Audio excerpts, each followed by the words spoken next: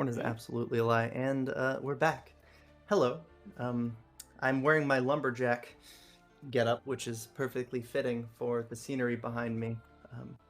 I feel immersed in a setting I'm not trying to portray, because there are no lumberjacks in this wretched promised land. Hello, Resident Moon in chat. If I die, my next character is a lumberjack, just to spite that statement. Just let you know. Why did you make me want to kill off your character? Because I don't know. I don't know why. Paul is himbo lumberjack in Symbaroum.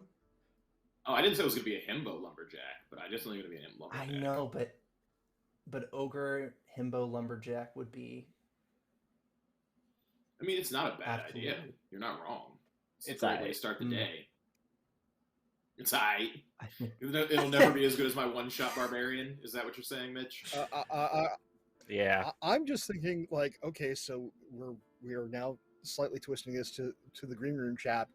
So you're gonna take William Regal's Man's Man entrance music for your new lumberjack character. I could do that. There we go. Very doable. Wow. I'm not against this idea. Everyone wins. Wow. We've derailed the not session. I love it. Is it really derailed, or is it just coming into its own? Because I don't feel like we've derailed anything. I know. Well, there are no rails to derail, honestly. There's no rails. This train ain't got no brakes. This show is not OSHA compliant. Oh no, never has been, never will be. God. Especially this setting. But why don't we go around then and do our intros, but then we could talk a little bit maybe about what we run during the week, because I much enjoy it. I just wish the viewers only the most up-to-date information about our show schedule. So starting with Mitch. What up? Yeah, I'm Mitch. You can find me at Mitchsbustillos. Earlier today, I was part of the Vampire the Masquerade game, which was really exciting. My thin blood has declared himself Prince of Venice, so that should be a lot of fun. But next time you'll find me will be Friday as I run Shadowrun, Spring of the Fireflies. Last session was pretty intense, so this one will be our beach episode. But yeah, I'm just really excited. It should be cool. Nice. All right. I don't know what this button does, but I think. Oh. Hey everybody, Pope here. Popeworldbuild on Twitter, Popeworldbuild on Twitch. You're looking at all your streams. Yeah, I just got finished yesterday with some good doggos and Pugmire What Lies Buried. So we've got some time before we head back, but looks like Fae shenanigans are on the table when we return to see more of our good doggos. All right. Last but not least, if this is the right... Nope. Yo, that's a black screen, not a black person, Ian. Come on, you can do better. Oh, come on. That'll be the thing. That'll be my first, popular clip on Twitch. Yep. Just be like, yep. Yeah, we're getting that. Mm-hmm. Throw it up. Yeah. Throw it up. Hey, everybody. I'm PaulMarcher6 on Twitter. You can also find me anywhere else at Cincy0GP on most of the locations. And I also run Shadowrun on Tuesdays, where my gang of gal pals has gotten their gal palliness on, and they've officially done their first protagonist action by helping a town overcome greedy land barons in the last game, and they had a real combat, and they had a lot of fun. But they went from being convicts to actual protagonists. It was a nice little switch, and now they have a helicopter, and they're figuring out their next move. I don't know how good or bad this next move will be, but they're planning their next move. Wow. But yeah, we are up. They also got a pet. They got a pet a genetically engineered murder cat. Somebody donated $40 for a pet. So I think we're on our way to hit that $100-ish extra episode. Hopefully we can get a little more and fan poll, so that way the fans can decide what they're going to do with their actual Shadowrun. Running a Shadowrun game with no actual Shadowrunning has been lots of fun. Yeah, But there you go. I feel like that's the easiest way to figure out a character's moral compass is to give them a pet and also a helicopter. Like immediately, Yeah. what they do with that is just indicative of the character that they've built. I agree with that All statement. right, so we're gonna build this as we go. We're gonna run and gun this, but interesting topic. I think I would like to start with because I already did the show schedule and the shout out for the sponsors. But somebody in the Discord was talking about wanting to watch a show and feeling not caught up. And I've always enjoyed shows regardless as to like whether or not I am caught up. But if someone were to tell you that they are interested in watching the show that you're running, but they aren't caught up and they don't think they can get caught up in time, how would you recap everything that's gone on roughly up until this point? So how would you describe the show in such a way? Elevator pitch? Are we doing this as like a 5-minute elevator pitch? Or are we going like full bore? We have like a 2-minute, do we get a PowerPoint presentation? How are we getting to catch people up? Funnily enough, I can cheat with this one. Just catch the last episode. I did a full recap at the beginning, and then last episode was also a short one, so you could just watch 90 minutes. Oh, you'll be caught up. Well, Wow, look at there you you go. Look at you be the Diet Coke of this situation. Low calorie, high impact. Yeah, exactly. Love it. I was also going to point out you Love also it. love your mom jeans. So yeah, so okay, let's say longer than an elevator pitch, but yeah, like in 90 seconds, how would you describe what's happened between session start for session 1 and where the party is now, assuming somebody like was going to watch the next episode but just hasn't been able to watch the previous streams?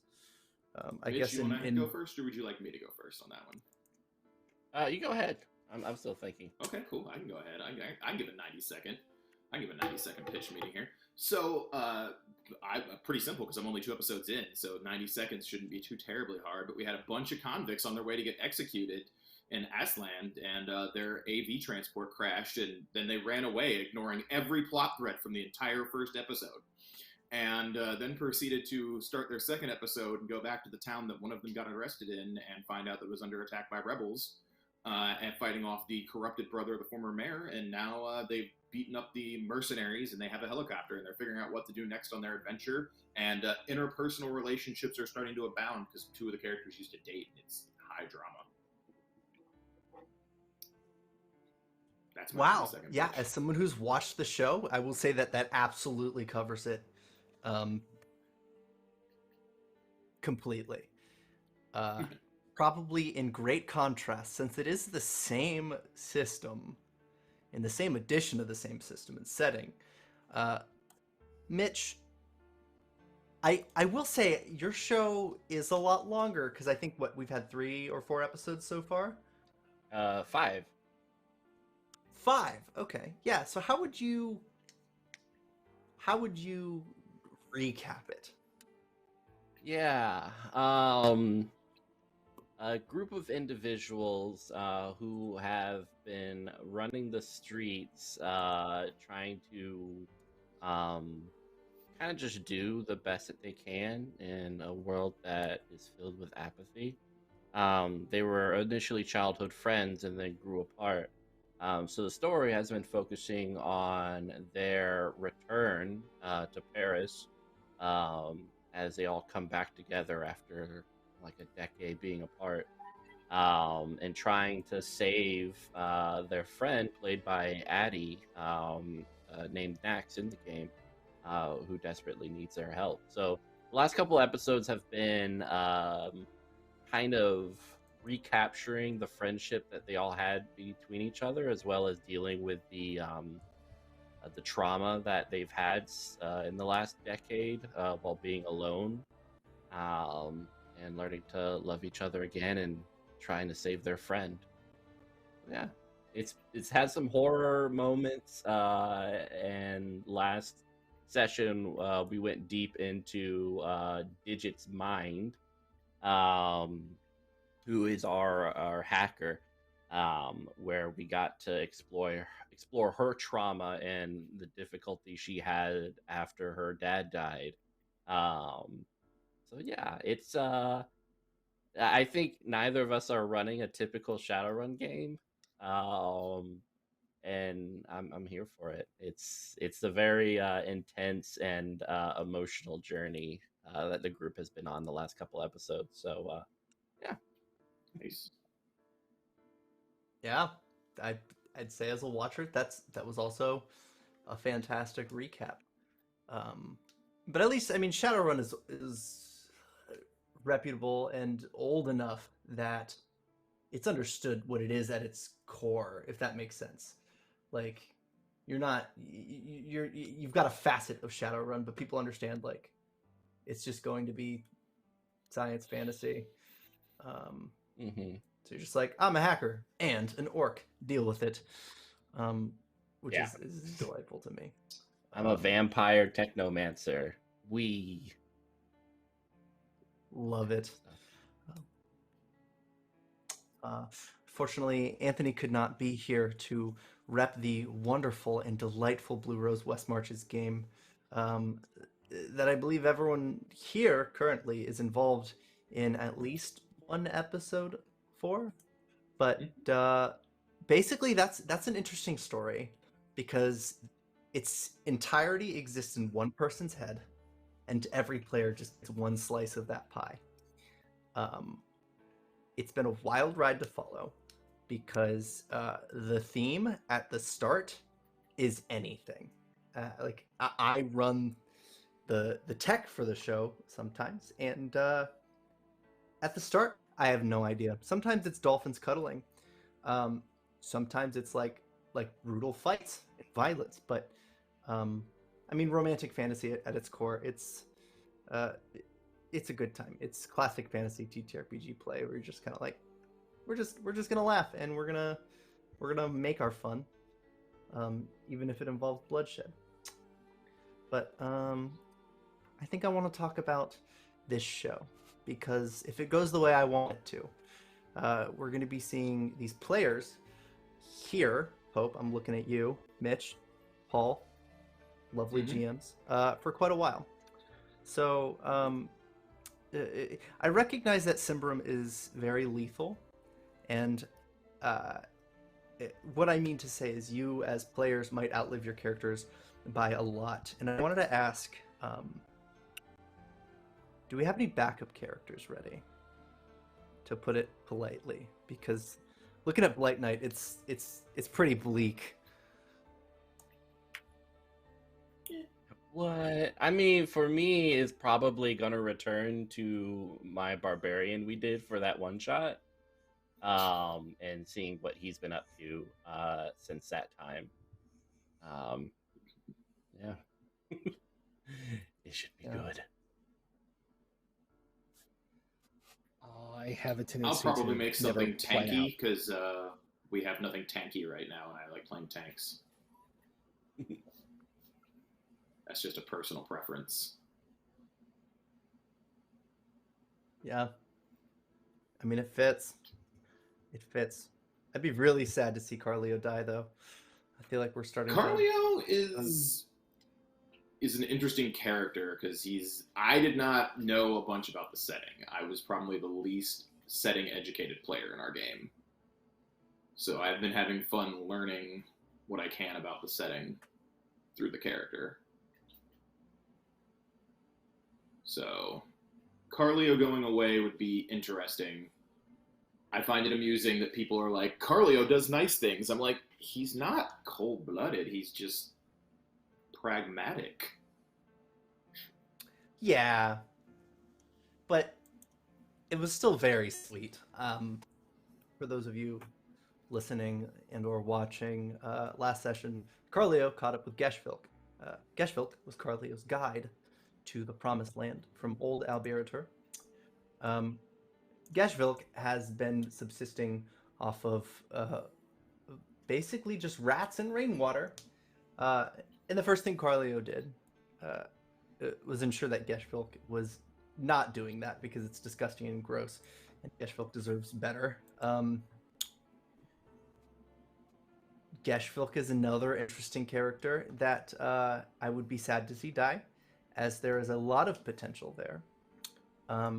Gesvilk's just got to stop jumping in the mouths of all our enemies then, because that's Yeah, what that would is be- falling down. Be helpful. The only Like, way I to think fix that. Who else has taken damage other than Gesvilk? I think just Gesvilk. What? I think it's just Gesvilk. I Yeah. think Gesvilk has Maybe taken Gesvilk all of the almost damage died. in this campaign. Yeah, twice. Yeah. The accidental tank would be Sam's ability to put her PCs in grave danger for the sake of drama. So, yeah. Jump in the other NPCs' mouths. Very unique talent. Yeah, like, yeah, I think Gesvilk has taken all of the damage in this campaign. Yeah. The least like, amount of hit points. I know I try to not be present when there's fighting, so it's worked out pretty well so far. Yeah. Well, fun thing about Symbaroum is players make the rolls, and also doing cool things brings you closer to death. And what I mean is corruption takes care of that for me. I have a feeling the first player character to die will die to corruption, and will die to corruption by doing the right thing and using some mechanic that will just make them corrupt or something. Like, honestly, I think the first PC death is going to be something along those lines, because all of the cool fun things that you can do in Symbaroum are the things that are probably going to kill you. So it's good. It's a great time. I like most of my stuff. It doesn't kill me right away, as long as I would have to roll really bad to die from corruption. Yeah. Yeah, I mean, that's true. You'd have to stack a lot. Yeah, I'm like, but, if we are in a place where I die from corruption from using Aerostorm, we are in a longer combat than I think the game is designed for mechanically. yeah, I mean, yeah, that could be true. Like, oh, Mechanically, this game is absolutely a wild ride, and something. it's a quick in the dead. It is a very quick in the dead game. It's so weird because I'm so used to Pathfinder, where it's like it's noon and I'm taking my lunch break to like prepare my enemies' spells and figure out like the abilities and what triggers what, and like I'm stacking all these things up, and I'm just staring at the core book, and it's like damage 4. That's it. And then I just tell a player, hey, 4. And then it's up to you. Yeah. Like, you could run a game of Symbaroum like while driving. It's because there's not, you think about what's happening, and then the players get to decide what to do with the numbers. And I love that. It's confusing to me and terrifying sometimes as someone that like enjoys rolling things. But when it's working, when that engine is working, it's a great time. We did figure out during that one shot that damage reduction trumps high dodge, though. The ability to reduce incoming damage is much more powerful in this game than having damage deference. Like, that was very noticeable the first time we played. Yeah, because all it takes is one bad roll. Yeah. With dodge. Mhm. It only takes Mhm. one. Yeah, but like a lot of the higher or mid-tier monsters just ignore armor. So it's like the deeper you get down into it, the more they're just like, yeah, I don't care about your armor. They hit you That's for a nice. lot. That does make that I'm weird also ready barbarian for damage you. reduction power even better, though. That's crazy. Mm-hmm. Like, that's not armor, that's just straight, I feel like raging, so I would like to not take damage, yo. Yeah, it's my pecs. I disagree with the wound you're trying to inflict upon me, and for that, I won't take it. Oh, but yeah, mechanically, there's just so many curveballs. Pope, do you want to talk about? Maybe you do want to keep it a secret still, but in the Promised Land, you were given an artifact or an item. I don't know if there's a specific nomenclature there, but it had this thing that I definitely forgot about just in time. It does a lot, and I won't spoil it unless you want to say something about it. But like is it the Iron Ring? The Or the Sunstone does Sunstone? lots of things. The Mm. Sunstone does a number of things. Like the main thing is you can produce fire, or should you be somebody who uses fire magic, can make more fire. But it also has what I like to refer to as plot is happening, break glass mode, and you just crack this thing, and the thing that's powering it goes, "Hey, boss, you get to give me a few last orders, and then I'm gonna go." And I just okay. There's 20 people outside in this incredibly lethal system. Let's see what happens. I would like to be So less that's than next 20. game. Yeah, like yeah, that's gonna happen. 5 seems manageable given our circumstances. Like 5, okay, 5 is fine. But once you like, as soon as number 6 comes up, I'm going, and then you're more than double 6. You're more than triple 6. So yeah, no. Yep. We were Emergency outnumbered met 6 to like 1. We were outnumbered 6 to 1, and then Fire Spirit showed up and said, "Nah, we good, homie." Yeah. Yeah. Well, I mean, we'll see how it goes. Honestly, Blight Knight could go anywhere at this point, but and I doubt anybody's going to surrender. Is there like a retreat plan if it starts to not go well? Yeah, I'm gonna fly away. Symbaroum is a system where running away is always an option. Like as serious and dark as it is, it definitely has an element of Monty Python to it, where it's it's the dangerous thing, run away, is an incredibly valid and time honored strategy in this system. I mean, I want to know mechanically what ogres do. Like, I'm not going to lie, I know nothing. I want to see what an ogre does. I was told very specifically they were game and breakingly bad, and there was just one hanging out in the bar. So Ogres aren't game breaking. Ogres are okay. It's trolls that are game breaking. Okay. And as the person who was interested in playing one. But yeah, no, ogres are reasonable. Trolls take certain rule sets in the game and things that are primarily designed for NPCs and have them as options for PC play. Now, normally this is not an issue even there. What becomes an issue is if you have a troll with those options, with XP and magic. That becomes a problem. As Cool. magic in the system can greatly supplement whatever it is that you are trying to do. And so with the troll having more options to supplement, it can quickly get out of hand. That entire, as we were talking earlier, I choose not to take your wound. They have more options of choosing not to take that wound that things that normally ignore armor can't.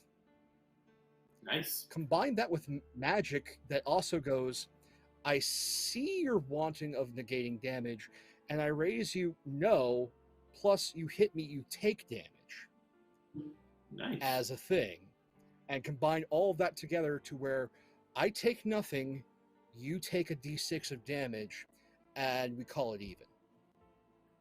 That seems about right.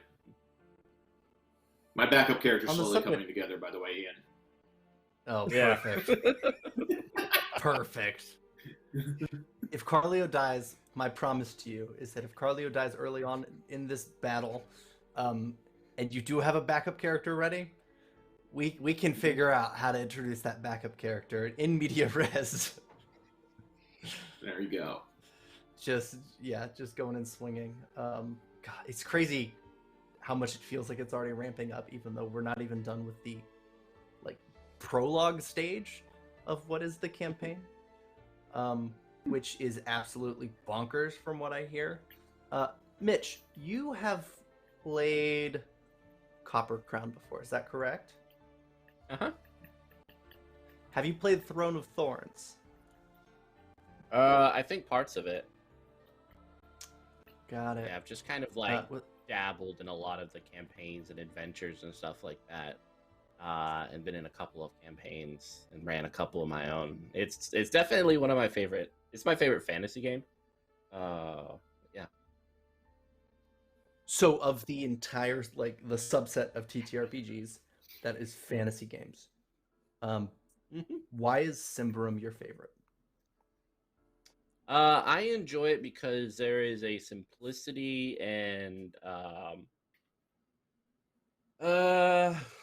also kind of crunchiness that goes with the game. So it's a nice balance for me that I enjoy figuring out different combos and stuff with character creation. And I also really enjoy the setting and the lore, and the ease by which you can add custom stuff and play with the system. So it just works out super well, and I love the lore and the world that they have. Freely and really, was it Jagerson, who originally owned Symbaroum, I believe was a game company. They did a great job with the whole place. So Yeah, how would you rate the this design paradigm where the storyteller is not rolling anything, but rolls are still made. The players are doing the RNG. Do you like that? yeah, I mean, yeah, I think it's really, because especially from a GM standpoint, you have less stuff to look at, and for the player, it's just more stuff for them to do, which I think a lot of people enjoy. And yeah, a lot of my friends who are really into crunchy systems and stuff really like it, and then a lot of my friends who just like it easy also enjoy it. So it kind of fits nicely between the two. But yeah, it's my fave. No. Yeah, I especially love it as a GM because I sit back and chill. I mean, you can, after the initial first round and everyone starts to understand the modifiers, you can almost as a GM just kind of be like, all right, I'll be back. You guys handle it from here. Yeah. Yeah. I've noticed something that happens to me. I get fatigued with making so many small decisions that about an hour and a half into a game, on stream or off stream, no matter what I'm running, I just start to get tired of thinking about certain things, small things. So it is nice to say, hey, there's 4 damage coming your way. Defend against it, and if you fail to, also figure out how much damage you actually take. It's nice to say that. And then with skill checks, I'm like, here's a problem. Have fun. Tell me how you're going to figure this out. And you can kind of just lean back a little bit and focus on the story you're trying to tell. Because I get bogged down by minutia sometimes. For sure. Joey says, no, the DM must roll all the dice. They must be in complete control of everything all the time without exception. I 100% agree. But they still are. That's the funniest part. The way the system is designed, they still technically are, because they're letting Yeah, the player yeah. know. The player. Yeah. It's an interesting take because there are people that are like, I think the GM should be in control all the time, and I'm fairly sure that was probably said as a joke, but like there is conversation to be had there. Right. Yeah. No. Because honestly, I mean, it's not a GM-less game. It's more as if you're just taking the average of rolls. Mm-hmm. I mean, the damage is like averaged damage, pretty much. Yeah, and we've seen this with a number of different systems that came out like late 90s, where it's taking a lot of the preparatory burden off the GM side and giving them the tools to still provide significant challenge for the players, but easing a lot of the front end work for the ST to be able to just like come in with a story, with an outline, with working with their players with these characters, and then just going go. And whatever you do, I've got the tools here to react to you, as opposed to having to do all this damn homework. Going, okay, I need a sheet for this person, this person, this person, this person, this style of conflict, etc., etc., etc. Also, it cuts down on having books. You don't need to have an entire library of antagonists. I just need to have a rough estimate of, okay, this level of threat, what's the damage? What is their average skill set? That's much easier to come up on the fly, and as you play, get a familiarity to where you can just have a sheet of scratch paper in front of you, and you've got everything you need. Yeah, that's a super legit statement, because I would agree with you, Pope, that there's lots of STs have that problem with like, hey, I need to immediately counteract what my players are doing, and being a reactionary ST is a very hard ST style to get used to. Like, I've grown into being a reactionist ST. Like, I have a very rough outline of what's going to happen, and then I react off what my players want to do. But I come from a very heavy alert background, which is you could never plan for what your players are going to do. They're like, there is a detonator, they're clearly going to disarm the bomb. No, they're not going to disarm the bomb. They're going to take the bomb and they're going to plant it in another vehicle, and then they're going to give the detonator to somebody else, and then they're going to do this other thing, and that other person's going to... And now they framed an entire other thing for murder based on a plot I wrote that was supposed to be very simple and 15 minutes long. Your players will never do what you expect them to do. So learning to be a reactionary ST, taking that workload off so that all you have to do is be like, I want my threat to have this paint job, and I want it to be X level of deadly, and I can slap together 4 powers to put on it, and now my players are encountering something they've never seen before, is an incredibly light burden for your nerd math. Because some people don't like doing nerd math all day long. Like, I play almost every ARPG under the sun because I love my nerd math. But like, I know people that are like, but I don't want to know how weapon sets go together or how these things fit together. And taking that off the table so that people can focus on the story they want to tell is a great tool.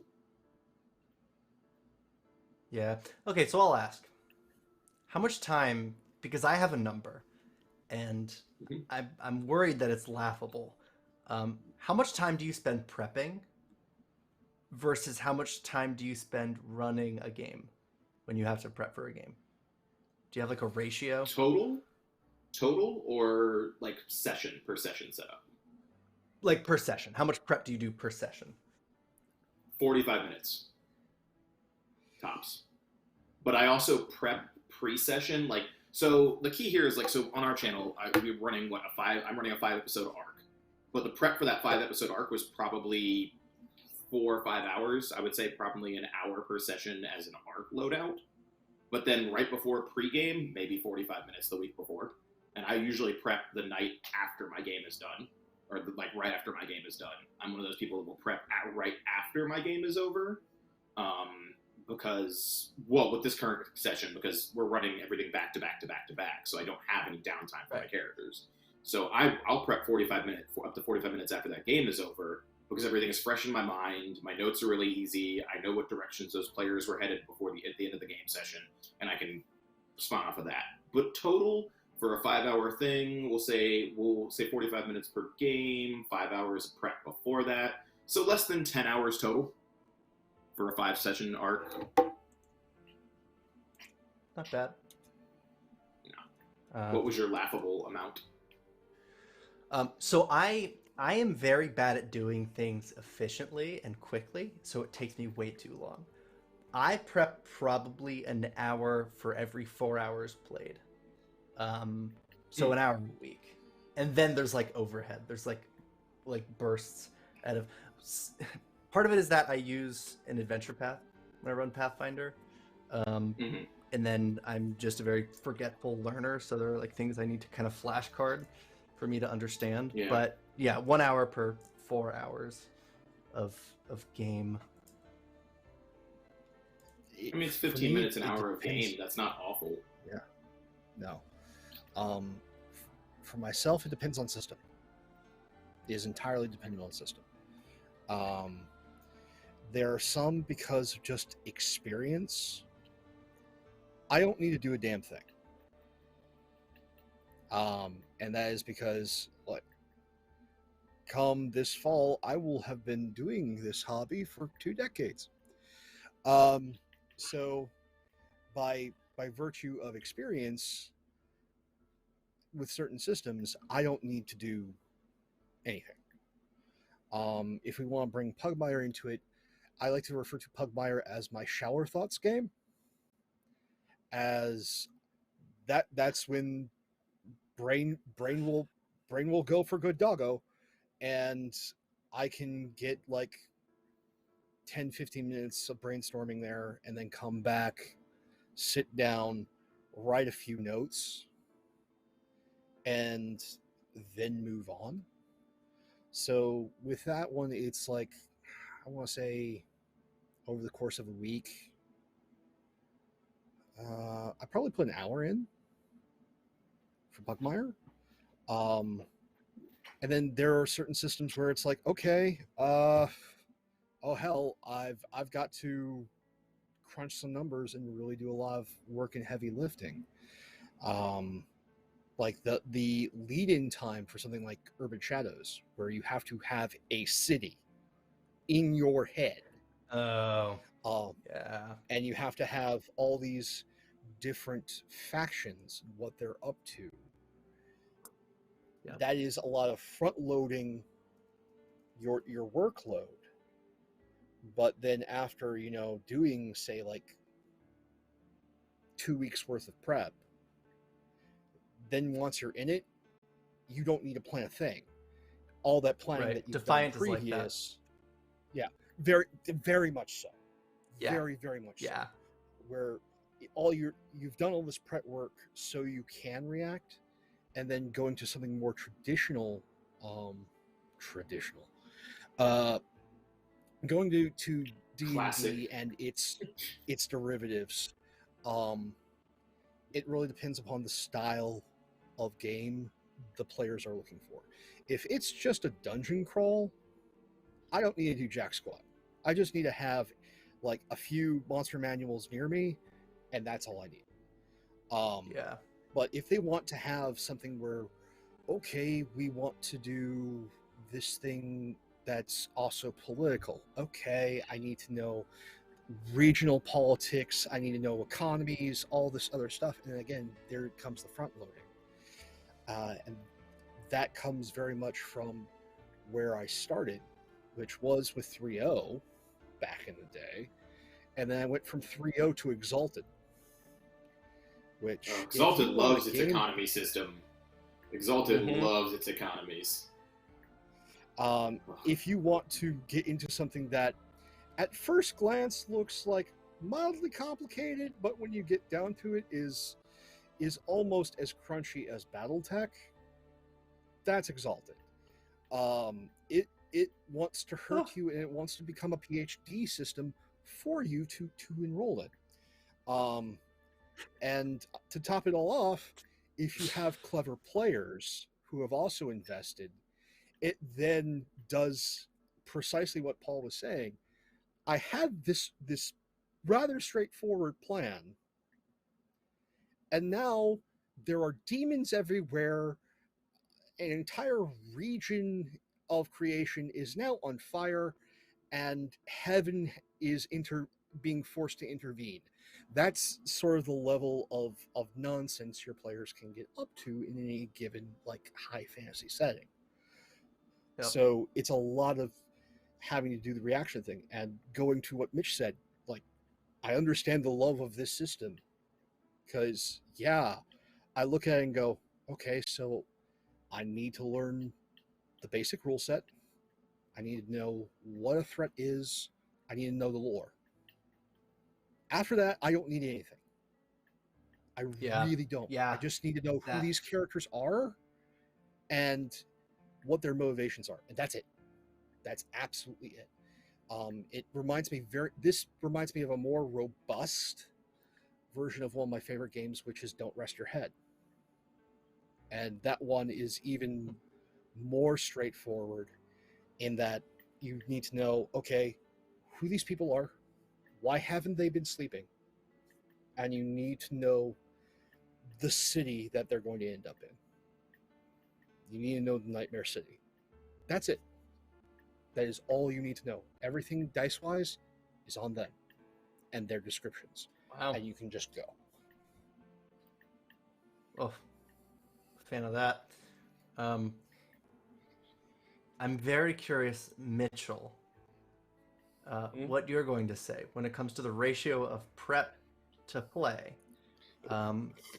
Because I get a lot of both from you. I get like pre-recorded, fleshed out map folio, virtual tabletop, but then I get like, I'll message you and I'm like, hey, can we run this in about an hour and a half? And you're like, yeah, bitch, let's do it. I recognize the name, so why don't we go for it? I had you run the Between as a one shot on this channel with what was 3 hours notice. Yeah, it was a tight. It was tight. Crushed it. Thanks. So what's your prep schedule like? I don't prep for games. If I do, it's usually like 5 or 10 minutes. When I do, and when I am excited for a game, sometimes I'll like create little things like I've been doing with Shadowrun, where I record like audios and manipulate it and stuff like that. But I don't know where it'll be until I start running the game and just watch everything, everyone doing their thing. So I'm very much I'm on the other side where there was a time when I tried to like prep for games, but I found that the return wasn't great, and so I just stopped doing it for the most part.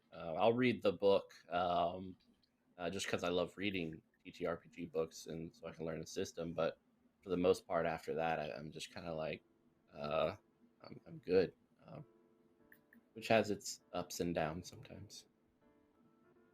Yeah, another thing I've noticed I catch myself doing is,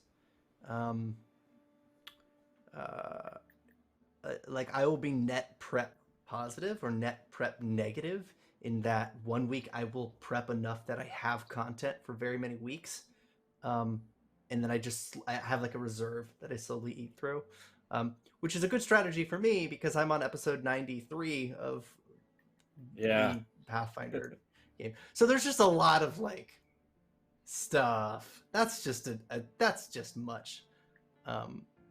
I still wholeheartedly agree with Pope's statement that for D&D, which I say D&D to refer to Pathfinder because they are the same thing approximately, levels 12 through 20, absolutely a myth and an edge case.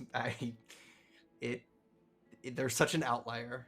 I am blessed to have gotten this far, but I also expect it. It's very unrealistic to try to get every group to that level of long form story craziness. But definitely try it at some point. Thank you. Joey, you are choosing violence in chat. He said D&D rules, Pathfinder's rules. Hey, I, Joey, even though it's a joke, in all seriousness, if it wasn't for Pathfinder coming along when it did, we wouldn't have D&D 5e. 4e was a giant misstep, even though it had a lot of good things. I mean, there is not a system that is more D&D-ish, but also neurodivergent friendly as 4e, because everything is right there in the power set. It is very, very clear, very concise, fantastic. So for all the 4e detractors out there, I dare you to find a D&D derivative that's more clear to teach than 4e, and you won't be able to give me one. Now, Sure. but for those who very much loved, and I mean loved, or grew up on 3.0 and 3.5, they were blindsided by 4e. There wasn't this long playtest that we got with 5e.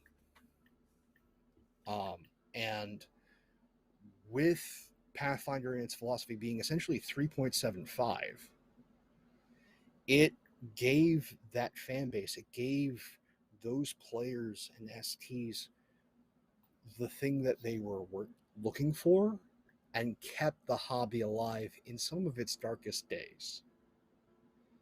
So I don't disagree with you there. I walked away during 4th ed as well. yeah, I came Like, into it no. during 4th ed.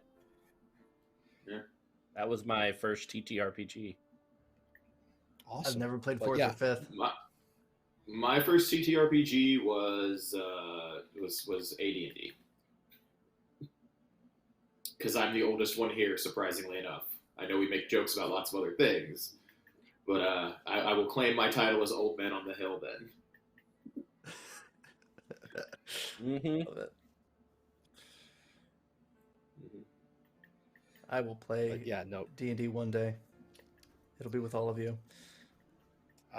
Take your hats off to Pathfinder. Thank it for what it gave, and a lot of also with what's now referred to as Chronicles of Darkness, also holding things up to where we are right now. Like those games, those systems, as much as people like to crap on them, they're what kept the hobby alive. And now we're in this like RPG renaissance where I'll hot take straight say that Chronicles is better than Classic every day of the week, and I will fight people about that in the streets, so I'm happy to have that fight. But yeah, Honor Poet said appreciate the 4E stuff that was- came before. Yeah, 4E was excellent conceptually, but its application killed it. Yeah, I wasn't around for it, so I can't speak to the Well, post-mortem, like- but the best postmortem I can say for 4E is they didn't have the long playtest. And then the other thing that was a giant strike against them is the Star Wars system, which WotC published right around that time, was very, I should say, 3.75. And Yes. a lot of the fan base got really excited going, is this the preview that we're getting for 4E? Because everyone immediately fell in love with that Star Wars system because it was 3.5 light. It took a lot of the problems with 3.5 and got rid of them. It streamlined things. It was exciting. It made multi-classing but not prestige classing better. It made staying in a class better, but also still had the prestige classing that people fell in love with. It had all these things. So you had this false pretense on top of a system that wasn't previewed in any way, no playtesting, just unleashed upon the public. And for those that were coming completely in blind to the hobby, there are still people I know who play 4E to this day, and it's their favorite system because that's what they started with, and it is so damn clear. But for a lot of that 3.5 fan base, this completely took them by surprise. It was so damn different, and also one of the, it's not necessarily fair criticism, but it is a criticism, was why are they trying to make World of Warcraft on pen and paper?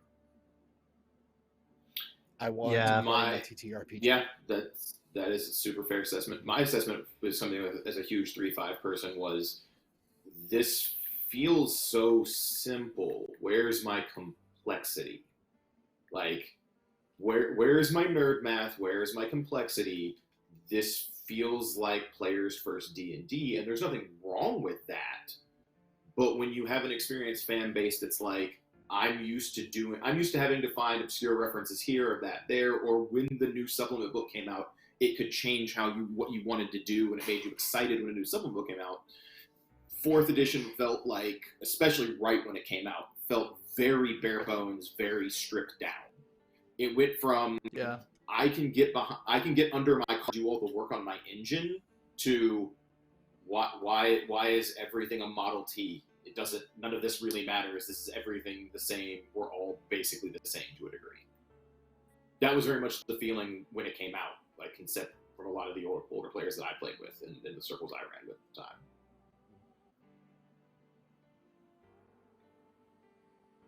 And now you play Lancer, which does not. Now I play Lancer because Lancer's amazing.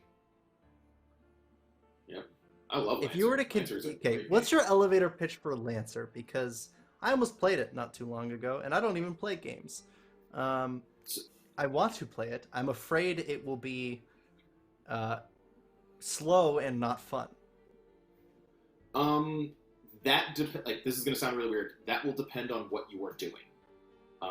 Because Lancer is a great game because of, one, how it is designed, how it is open-ended, and how much work your DM does to set the scene of your battle. Because Lancer is a very 2-part game. Lancer is a very narrative over here, combat over here, and we're going to tell a story with the combination of these two things. So if you have an ST that has prepped your game with make you anticipating combat and combat being a thing, and you know what you're doing in combat, because it is not that the combat is complex, it is what you can do once everything is put together with your pilot and your frame that makes it complex. You can play the simplest, easy damage-dealing frame situation. Like, you can play a Blackbeard that grapples people and suplexes them and have all the fun in the world. And you do not need to be super complex for a grapple build like that. It is a very easy thing to put together. You can also put together the character that moves 16 spaces and then dashes another 2 spaces when it skirmishes, and then pokes people from 3 hexes away, and also sets off an explosive charge when it does all these things in the same loadout. Like, you can do the same situation with a character that does all those other complex things, and both of those can be very thrilling in combat. Part of it is how the combat is set up and how integral it is to the story that's being told in your Lancer session. And the second part is, don't worry about what other people are doing. I think this is a great standalone for any game. Don't worry about what other people are doing. Learn to run your sheet. Don't rely on the ST to run your sheet, because that's not fun for everybody else involved. Learn your sheet inside and out, and even if your sheet is very simple in Lancer, if you are doing the thing and hitting your stride and doing, for lack of a better term, your job on the battlefield, because Lancer isn't necessarily a class-based system, but is a system where if you're the healer and the resupplier and you're doing all the resupply and healing, it's noticeable what type of impact you are making in the game. If you are the skirmisher who shoots people from across the map and you're blowing up other enemy frames before they can move out of their spawn zones, that's noticeable. As long as you're doing the thing you're designed to do, you will immediately, as the player character, notice that impact on the grid map when it is happening. Because they designed the game to be very protagonist-centric. They designed the game to be very good at making the player character feel powerful, because you will look across the map and see you guys are outnumbered 2-1, but in that opening round of combat, if you guys kill 2 frames, and that's the flow of the combat and how it starts to work, it begins to feel really cool. And the first time you get structure, and the first time you take a point of structure, the players begin to sweat a little bit. And the first time somebody takes a point of reactor stress, people start to sweat. All these things add up for a very dynamic thing, but you don't need to worry about what everybody else is doing. Just do your thing, do your job, and work as a group, because the game is designed to work as a unit. Nobody can be the solo cowboy, fix all the problems. There is no ability to do that in that game. Like, you can kind of see that in D&D sometimes, where somebody's like playing X character who they've multi-classed and done all their thing, and they're the protagonist. You can't have a protagonist character in Lancer. You have to, it's live and die as a group. It is live and die as a unit. If that unit is 4 people, if that unit is 6 people, it's live and die as a unit. But definitely find an that is a game where ST prep work, to touch back on something we talked about earlier. Your ST has to do a lot of prep work to make sure everything fits together properly. And because they give you all the tools, but you as the ST have to put them together to make them all run appropriately. It is an ST prep game. But definitely find an ST that is going to help draw that story, so that, you know, that object you're getting in your escort mission is important, or the ground you're holding as the refugees on the planet evacuate it feels important. It is necessity, because there are some games where like, oh, this just doesn't feel like, this feels important because I've run this module. Lancer has a lot of, it's a great game. I think it is one of my favorite games of all time. Like, I think it is better than BattleTech, and I will die on that hill. I solemnly feel it is better than BattleTech, and I'll die on that hill.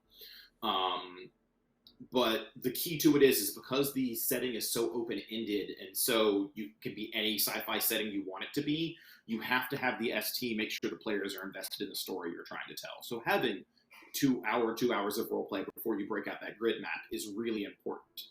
Unless you just have a bunch of people that are like, oh my god, I built an awesome robot, and now I want to see how my awesome robot works. I had a group of players I got together, and they did that for 8 hours of, I had an awesome robot fight, and you gave us very brief missions, and they all had fun. Like, all of them had fun for 8 hours because they all were buying into the, I want to see how my giant robot works. And that was what they came to the table with. But if that's not how I would run a normal Lancer game, I would run it. Right. There's lots of ways to run it. There's lots of ways to do it. But you definitely make sure you need the player buy-in. You need the time to establish what's important about the job you're going to do. And then when you go to do the job, you very quickly feel the impact of what you're doing at that table. It is, I think they've done a really good job of capturing the impact of what you're doing. Those shots, when you miss them at a vital moment, you can feel the tension.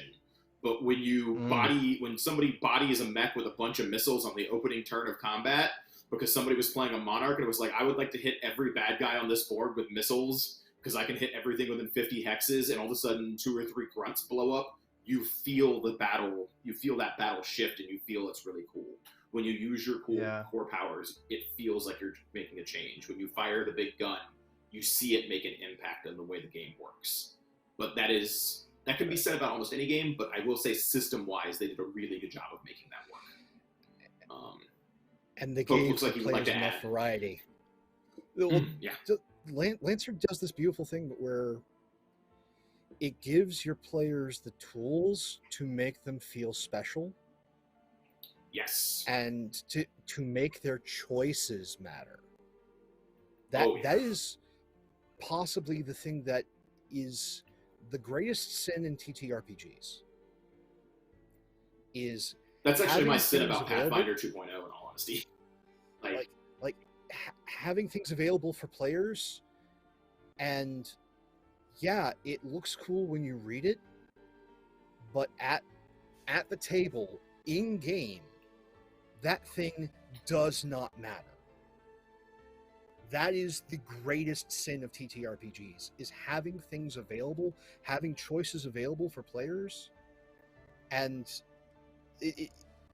by design, unless the ST knows to highlight that thing, it will do nothing. Absolutely zero impact in play. Yep. And that is the greatest sin of design. Lancer, I will say you entirely gets around that sin. Yeah, I agree with you 100%. Lancer does an amazing job of everything feels impactful. Everything from, oh, I took a level of this particular group. Oh, that gave me a really cool shotgun. I'm playing a close range frame. Holy crap! I can blow I took one level, put it on this other frame, and all of a sudden I feel really cool because now I'm the in-your-face character with a shotgun, and it feels like you're an in-your-face character with your shotgun with very little work. Like you were kind of saying, the sin of design. I like Pathfinder 2nd Edition. I feel it has its design flaw in doing anything that is not the optimal way for your character to have been built. Like, it's one of the big weird gripes I have between 5e and Pathfinder 2nd Ed is I'm playing a character that's not designed to grapple. Even if I choose to grapple this person, I have affected action economy, and I feel like I've made an impact in the combat. I don't always feel the same way in Pathfinder 2nd Edition when I do the suboptimal thing. I feel like I've wasted my turn because it would be fast. Even though I can't grapple people, I'll grapple this guy, but they'll break free and do whatever they're going to do anyway because of how Pathfinder works. I just should have spent my time casting the spell or stabbing them. You don't get that cool no shit I was there story about how I was in this game and I was playing the wizard and I grabbed this monster and it stopped them from killing a party member. It is not being optimal in that system hurts it so much that I sometimes feel it's a detriment. As opposed to taking a suboptimal action in D&D sometimes, 5e, still feels like I made an impact in the combat because it was unexpected, or there's this one rule that lets me do this thing, and because I choose to use it even though I'm not designed to do it, I did it, and it made a big impact, and it was really cool. And not only did it feel cool, it became a cool story moment. If that makes sense to everyone. Yeah, it's a sin of too many rules. Mm-hmm. Well, yeah, the issue there is if you're familiar with the idea of ludonarrative dissonance, that's my main concern with Lancer, but I've not played Lancer. Just if you're in chat or watching, and yeah, basically what ludonarrative. I'm not going to mansplain it. You should look it up because all I'm doing is looking it up on Wikipedia anyway. But the idea that like cool gameplay, cool narrative, but they don't actually connect that much. So you have games where it's like you kill, like in Uncharted, Nathan Drake has killed more people than any living human being like in history, other than like political figures, whatever. But then in the story, his character does not reflect like a quadruple digit mass murderer at all. And that's because it's a game and then a story and then they don't mix. And that was my worry about Lancer, is that you're like 4 hours of combat and then you feel combat end as you go into story, and they feel different. But I could be wrong because I've never played it. It feels different, but this is where it goes to, even with the downtimes, even with your story elements, those moves have impact. Now, they're not nearly as robustly designed. 10,000% valid criticism. There could be some more meat on them bones. And I think the meat on them bones could be there to help the ST more, less the player. But all that downtime stuff really makes an impact. Like, again, everything that you choose to do in that system makes it so that it's impactful to the story. Like, as complex as Lancer is, and it is focused towards combat, but it doesn't lie to you that it isn't. There are systems out there that will lie to you. That is important. Yep. No, it is upfront with what it is. But everything has an impact. It does the thing that my big love right now is Powered by the Apocalypse stuff, because it's all about failing forward.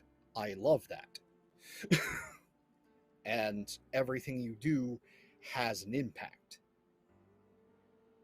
Lancer does that. Even with the downtime things, it has an impact.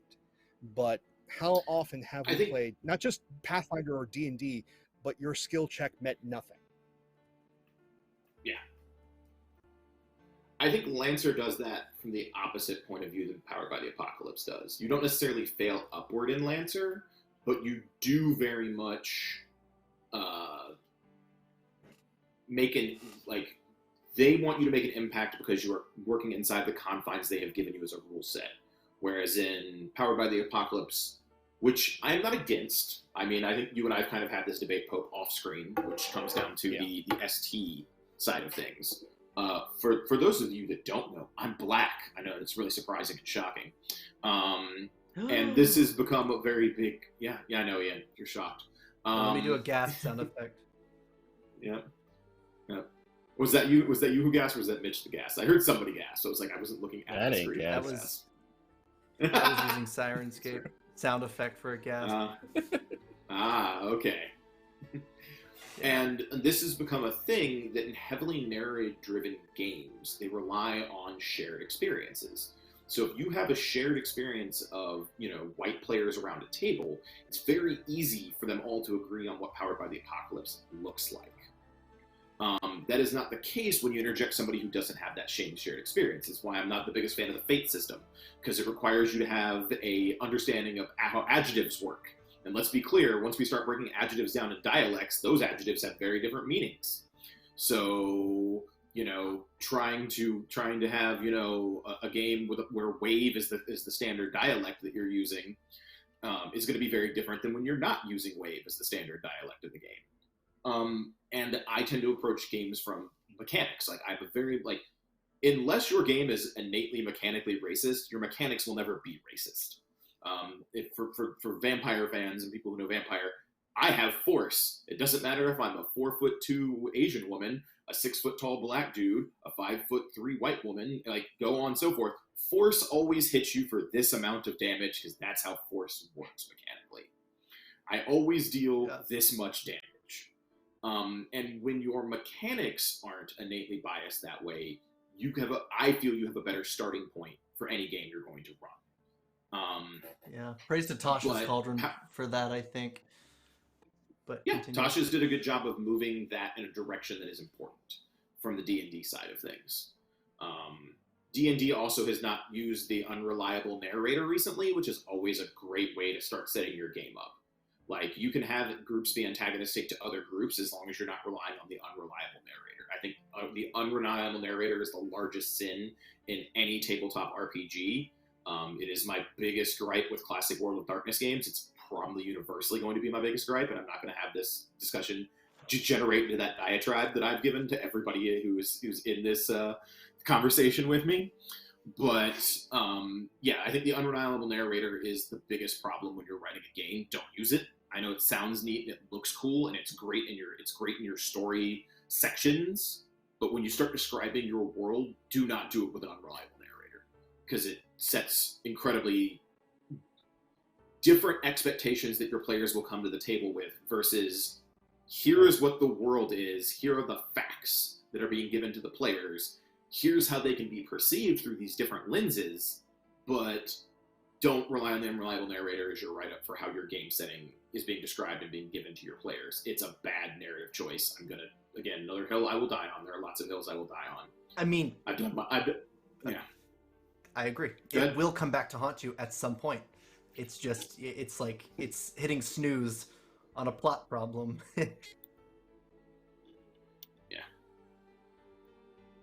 Agreed. Speaking of plots, I have a question for you, Ian, because we've been discussing this. What do you feel is appropriate plot? What do you feel is the appropriate number of subplots and plot pacing in a game you're running? Because there's always going to be player-driven plot where, like in my game, I have two people that used to date, and it devolves in my game, and players have just started to call them out on it in the second session, where they're like, you two need to stop arguing and flirting now, and let's get back to fixing the problem. But I'm a firm believer that like in a game you run, that you should have your main A plot, and then you should probably have B, C, and D maybe, depending on the size of your player base, what they're interested in, what else is going on. But what do you think is what do you think is a good number of side plots / subplots that your players should be involved in? Especially because you're running the longest running game out of the four of us in this chat. Like you're running a consecutive 93 episode setup. How many subplots do you usually have running at any given time? So that's weird, because some of them are great because I started them. I called it plot debt. There's probably a much better name. I'm not a smart person, but basically and I know there's a player in the chat right now, so I can't spoil anything. I'm looking at you, Mr. Smith, but sometimes I create a plot that has to have an answer, and I don't know the answer. One of the characters in session 1 of the game we're now 2 years in arrives at a town, and there's a statue bearing his exact likeness, completely identical. when I introduced this, the adventure path wasn't even finished being published. So I didn't actually have some of the answers that I needed as to this person's origin story, because this was an NPC that existed in the text that I modified. If you take enough notes, you can create those and then just bury them. You can do the Jon Snow thing. I wouldn't consider it a subplot because it was just buried. It was like he didn't know his mom, but that's not going to matter for a decade. Forget about it.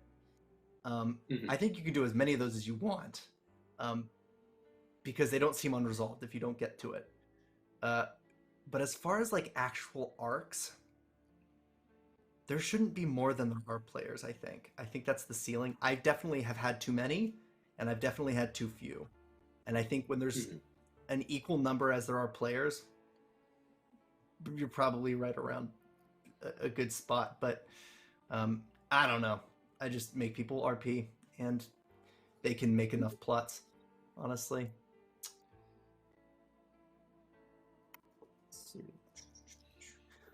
Speaking of wrapping plots, I think we have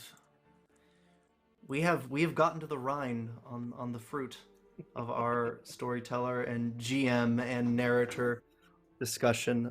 One last question, because it's probably the most rapid fire. I don't know if it's a new thing, but TTRPGs like to introduce different names other than Dungeon Master or Game Master. What's your favorite from any TTRPG you've read? Let's start with Hope.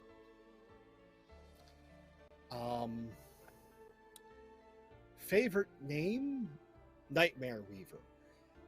Actual one that I will use? Narrator. Nightmare Weaver. I like that. Mitch? Machinist? I think, yeah. I mean, that's my top one. Necrobotic. Yeah, I like that one. Perfect. I like that one. Paul? Weirdly enough, the one that fits my ST style the most is probably just referee. I tend to be very much I tend to have an approach to games that is, the rules are the physics of the universe my players are playing in. And as long as they abide by the laws of physics, they can do whatever they want. So I tend to fall back on referee that fits my ST style the most. The one that I love Overseer from the Fallout 2D20 system. I love just the Overseer is denoted as the storyteller. I love that connection. I love the way what that connection infers for the game. And I love how that interplays with the game. But referee is the one that probably fits the way I ST the most. Because I'm going to give the players lots of different things they can do, and I'm just here to observe the physics and respond to what they're doing. I am that equal and opposite reaction to whatever they are doing. I don't need to do as long as you're not cheating, which is most people don't, especially in organizations like we're in now, especially what we're doing now. There's not a lot of cheating. If you need to cheat on a stream, you need the win clearly more than anybody else does.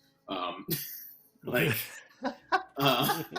that's in perpetuity. Yeah. People can go back and watch you cheat. Like, if you need that moral win, take it. Like, I don't need it that bad.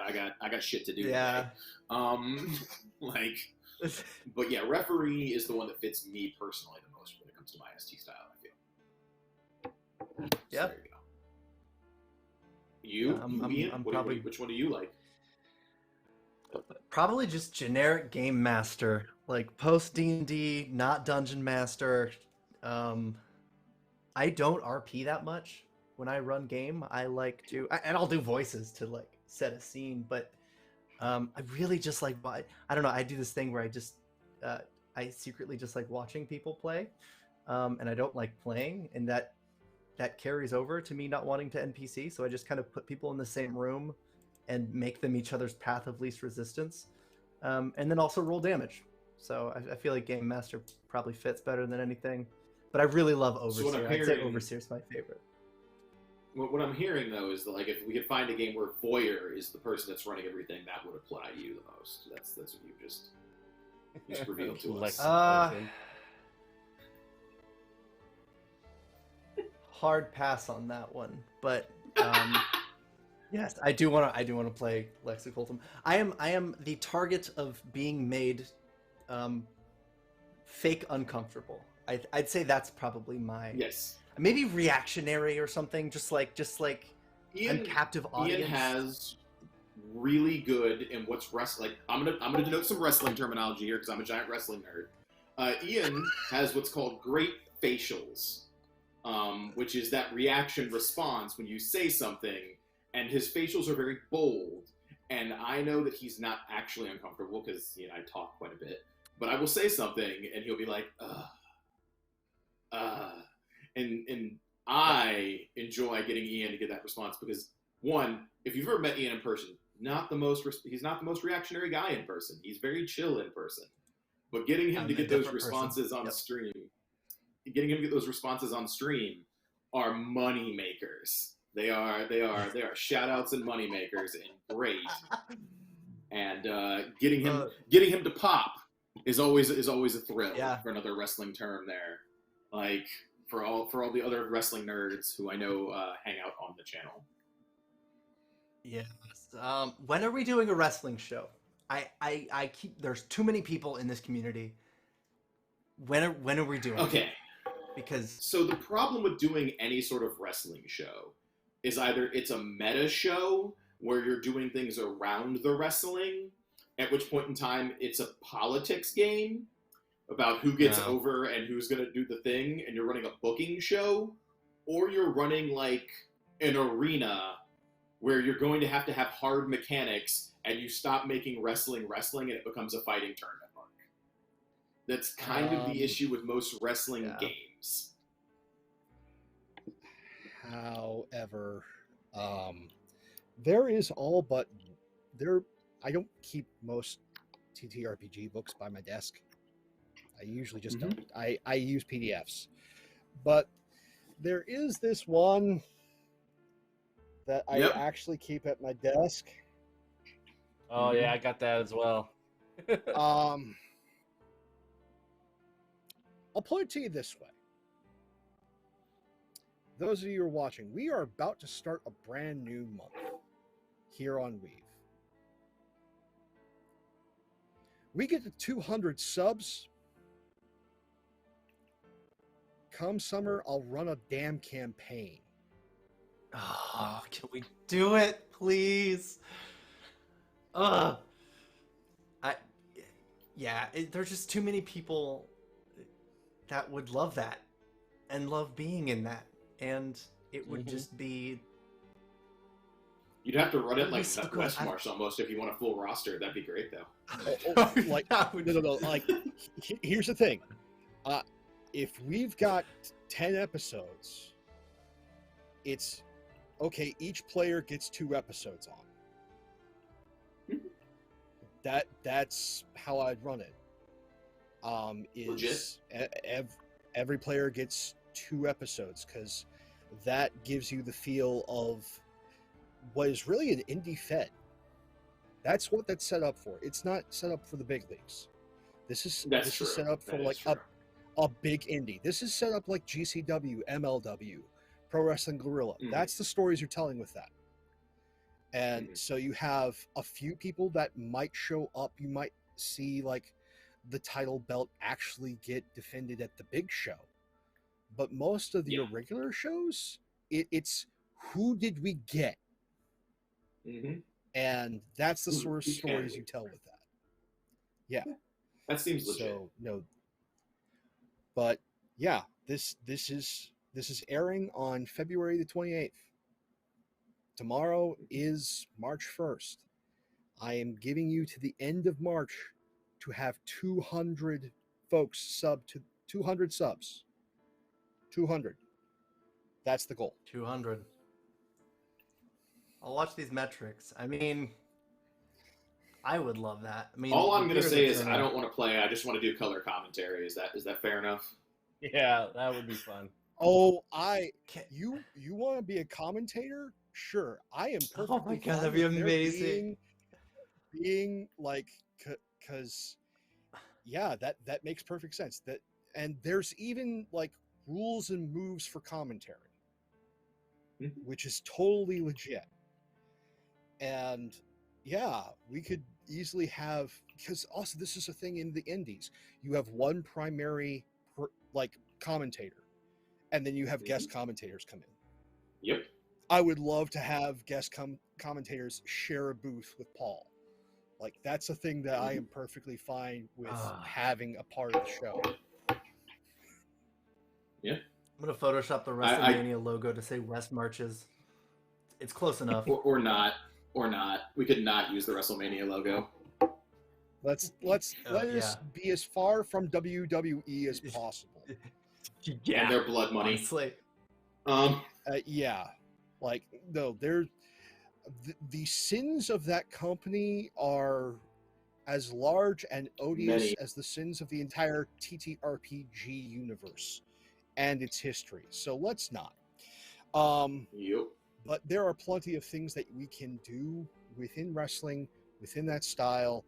And yeah, I am all here for it, because it would definitely be something modern.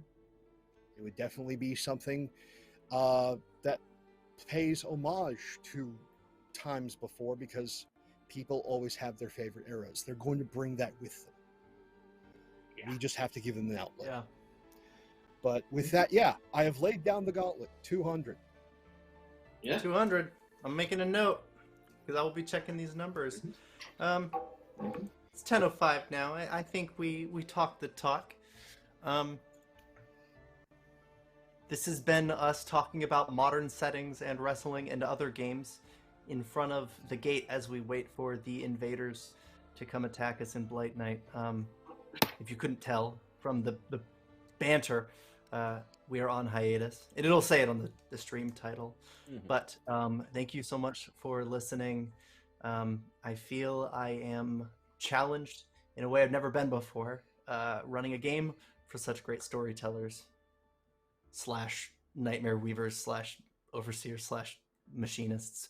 Why don't we do our outros? Talk about where we can find us, starting with Mitchell. Yeah. Next time you'll be able to see me will be Friday when I run the next episode for Shadowrun, which will just be a good, sweet time. So yeah, I'm super excited, and catch me there. All right. Pope. Hey everybody, Pope here, Popeworldbuild on Twitter, Popeworldbuild on Twitch. I'm looking at all your streams if you want to see more of my silly face. You get a number of opportunities. Coming up next will be actually this Saturday over on Valdrian's channel, where we are back with Defiant. Hopefully we'll get to sit down with an Infernal Breakfast Club to talk about city politics. And then you can find me back here on Sunday, 3 p.m. Eastern, for more stories of good doggos with Pugmire What Lies Buried. And remember, 200 subs, and the title that I will take is Promoter. See you soon. Ooh. I'm so here for it. I'm going to have to take everybody to cover all those subs. Sorry, continue. No, you're fine. You're fine. Hi, everybody. You can find me at PaulMarch6 on Twitter, since Zero GB most other places. You can find me here tomorrow, around say about 8 o'clock EST for a Shadowrun.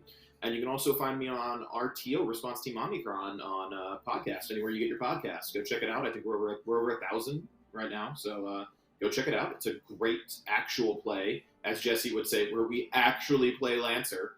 And it's a good time had by all.